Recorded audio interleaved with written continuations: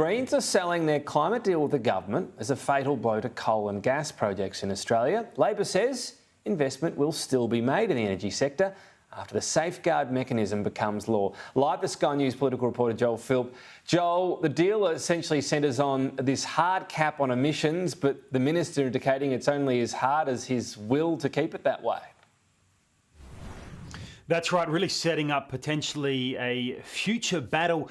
Although it's worth noting on that front, Tom, that any changes would need to come through legislation. So it would indeed be a battle in Parliament, potentially years then into the future. But let's look at the specifics of that hard cap now. So you've got the safeguard mechanism, which was a cap, and these amendments make it now a hard cap, meaning that the country's biggest polluters are unable to exceed current CO2 emission levels, even if they buy offsets to try to abate that or balance that in some way. And that is a level set at 140 megatons per annum. The gas industry is warning that this plan is ignoring the fuel, the role that fuel will play in the transition. Let's get to that in a minute. But first, let's hear about the different approaches that each party is using to sell the same deal that both signed up on.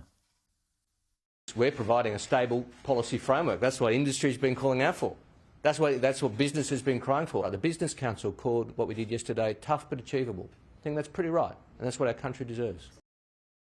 Coal and gas corporations' share price is dropping as investors pull their money out and realise that the new laws mean coal and gas can't keep expanding in this country as they had planned.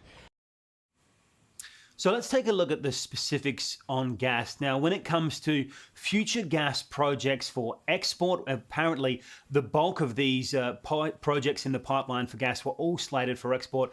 They will effectively need to be net zero from day one. When it comes to new gas fields for domestic use, they will need to oblige by international best practice, which the industry says is effectively also net zero from the get-go.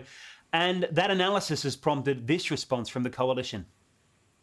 It's not going to be net zero by 2050 under this deal with the Greens. It'll be net zero by 2024 for the gas industry. And that just means a whole lot of gas projects are not going to go ahead. Why would you invest here when you can invest in Russia or in America or in the Middle East without these constraints?